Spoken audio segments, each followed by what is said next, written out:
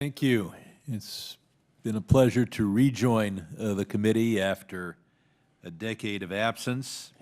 I believe that science will transform our lives even more this century than it did last century.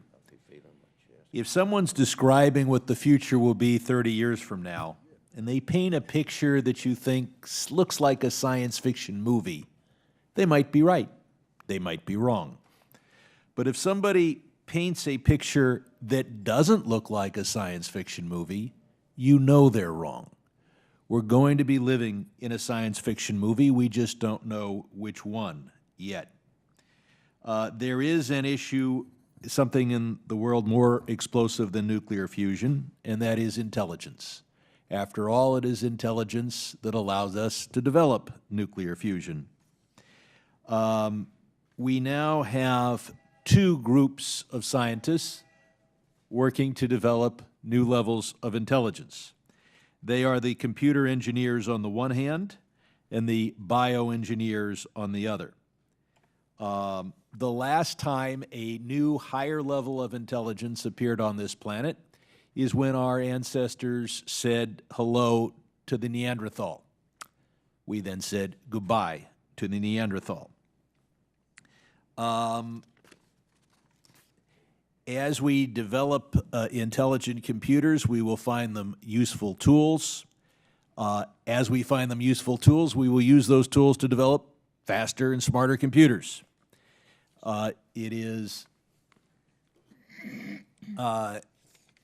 had a hearing in this room in 2003 in which experts said that computers would reach human intelligence within 25 years.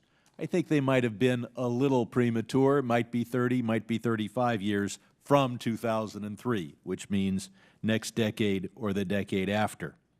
There are those who say that even if a computer is intelligent and malevolent, it's in a box and can't affect the world. But I believe there are those of our species who would sell hands to the devil in return for a good stock tip. What I do draw solace from is that computers may be intelligent, but that does not mean they'll be self-aware or ambitious. By ambitious, I mean a desire to protect themselves, expand, and affect the world so that they can do that. My pet mouse, my computer doesn't seem to care whether I turn it off or disassemble it. A mouse does. That leads us to the next form of enhanced intelligence, and that is what the bioengineers are doing. They can start with human DNA, and we're alarmed by what happened in China, where the CRISPR technology was used to create a, quote, designer baby. And they could also start with the DNA of some other mammal. DNA is inherently ambitious. Those microbes that didn't seek to replicate and survive didn't. So you could view this as a contest between the bioengineers and the computer engineers to see who will be first in developing superintelligence. Will our successor species be carbon-based or silicon-based? What should this committee do? Most immediate is the area of artificial intelligence. We fund it, we develop it, we authorize it. The U.S. government is critical to it. And as we develop smarter and smarter computers, we should direct 1 or 2% of the effort to preventing self-awareness, ambition, self-initiative, and autonomy. This should be done both by requiring that those who do research in AI have separate studies focused on that and build it in. Otherwise, they'll pay lip service to this issue, but they'll focus on the immediate issue, the thing they're trying to do. When it comes to genetic engineering, we should prohibit any effort to increase the intelligence of any life form. I don't care if they create a fatter cow or a leaner cow. I do not want to eat a smarter cow, let alone what can be done to create levels of intelligence either above that of a human being or just below.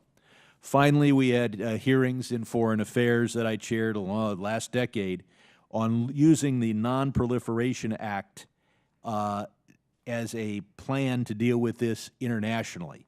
But I think that the U.S. has to develop its own standards before we'll be effective in dealing with the world. I chair the Asia Subcommittee now, and I talked facetiously with a Chinese Foreign Ministry official. I told him that the computers that displace humankind will be created in California, not Shanghai. Therefore, America wins. No, I don't. I don't reach that conclusion. It was a facetious one. So I look forward to working on this committee to make sure that as we move forward with these in two important areas of scientific development, artificial intelligence and genetic engineering, that we have the appropriate controls and that we do not create a replacement species without even thinking about it. And I yield back. Thank you very much. Mr. Upton. Tipton, I'm sorry. That's okay. I'm in politics. You can't believe what I get called. So, thank you, Chairwoman Johnson and Ranking Member Lucas. I appreciate you very much opening up the process for legislation of those that are not on the committee to be able to address issues that will certainly impact all of us here at home. Since the 1960s, the U.S. has dominated space exploration and has excelled in aeronautical innovation. My state of Colorado has played a critical role in the success of this, serving as a home to one of the largest aerospace industries in the country. In my office, we consistently meet with stakeholders who have engaged us in the newer issue of space